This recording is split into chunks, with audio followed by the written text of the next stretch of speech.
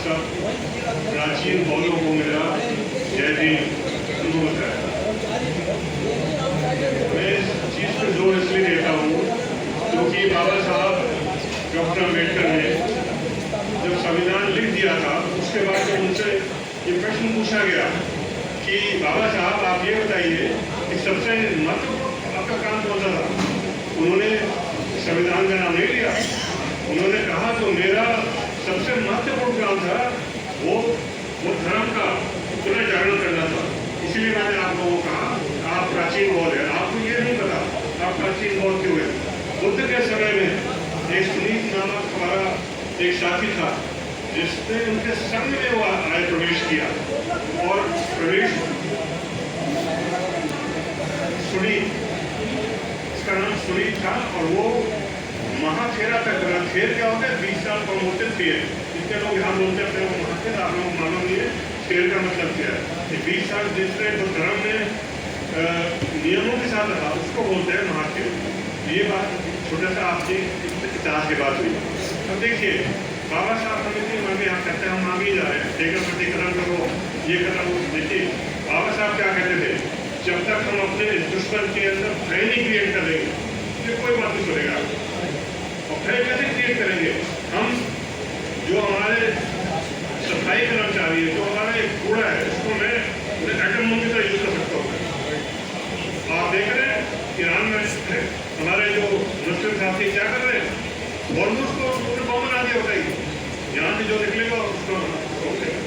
तो देखिए अगर हम लोग बाबा साहब की बात मानते हैं, उन्होंने खुद कहा था कि कंघी झाड़ू छोड़ो, और मैं इस शब्द को ठीक समझता हूँ और वाल्मीकि को मैं ठीक नहीं समझता। मेरे पिताजी ने भगवान राय ने इसको सबको लिखी, मैं भंगी हूँ। मैं भंगी क्यों हूँ, मैं भंग करने वाला हूँ सिस्टम को, इसलिए मैं भंगी हूँ। और आप सब लोगों को भी भंगी बनना है और भंगी शब्द का इस्तेमाल करना है। इस वाल्मीकि सभा को कोई समझ नहीं है, जब तक हम इस ज्ञान को देते रहेंगे भंगी बने रहेंगे और कोई विरोध नहीं करेंगे। और हम यही सोचते रहेंगे कि आज जो हमारी स्थिति है पुनर्जन्म कारण, पुनर्जन्म कारण नहीं है, वो स्थिति धर्म के कारण है जिससे हमें नीच बनाया गया, और इस वाल्मीकि के कारण है जिसकी वजह से लोग जुड़े हुए धर्म के नाम। तो देखिए हमें संघर्ष कैसे करना है। एक मैं छोटी सी विधि बताता हूँ, आपके एक हफ्ते में लोग घुटनों पे आ जाएंगे। जितने लोग हमारे काम कर रहे हैं ठेके पे, वो छोड़ दे उस काम को। हर शॉप में मजदूर खड़े होते हैं, कोई बेलदार खड़ा होता है, कोई कारपेंटर खड़ा होता है।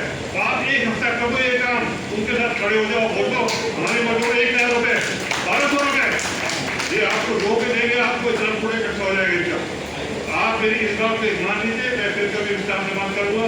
शेयर मार्केट में काम करता हूँ, पूंजीपतियों को मैं रोज चूना लगाता हूँ, 10-20 रुपये, वो काम भी सिखाऊंगा आपको मैं। ग्लोबल फाइनेंस के बारे में समझना चाहिए, क्या पता कि अंतर्राष्ट्रीय में क्या चल रहा है, सबको बताऊंगा आपको। लेकिन हम विस्तार से मीटिंग करेंगे। लेकिन आज आप ये पढ़ कर लीजिए, मेरी जो मदर थी वो धानु जाति की थी। धानु जाति सफाई कर्मी जाति होती थी, लेकिन 1930 को उन्होंने एक कॉन्फ्रेंस में की, हम झाड़ू को हमने छोड़ दिया।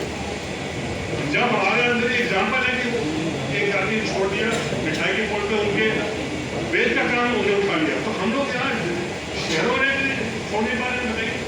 हम मानते रहे कोई नहीं मानेगा आपकी बात, कैसे संगठित हो उसकी कोई उपाय नहीं यहाँ पे। तो देखिए संगठित होना का उपाय भी हमारे कैसे हो, देखिए उसका प्रयास लगातार करना चाहिए। और जो लोग यहाँ वक्ता बोल नहीं पा रहे, भाई हमारा जो दुश्मन है वो 6 बजे उठ के खड़े होता है, हम लोग मीटिंग हम अपना व्यवहार 6 बजे उठाना। अगर हम मेहनत नहीं करें तो आप बोल जाइए आपकी उपलब्धि कुछ नहीं होगी, सब आप करते रहिए, कॉन्फ्रेंसेस करते रहिए, मीटिंग करते रहिए। सुबह आपको उठना पड़ेगा, बाबा साहब की बात माननी पड़ेगी, तो धर्म को आना पड़ेगा आपको। उसी के माध्यम से आपको अनुशासन मिलेगा। और आपकी बात ये कह रहे हैं जितने बौद्ध विहार हैं दिल्ली में 240 बौद्ध विहार है, यहाँ कितने नहीं पता। बौद्ध विहार में आप जाइए, जातिवाद के खिलाफ काम करिए, और बुद्ध ही संघ जातिवाद से आपको मुक्त करता है। उस समय में उन्होंने क्रांति करी, ये कार्ल मार्क्स और लोगों से बढ़ के उनकी क्रांति थी, उसको याद करिए और उसको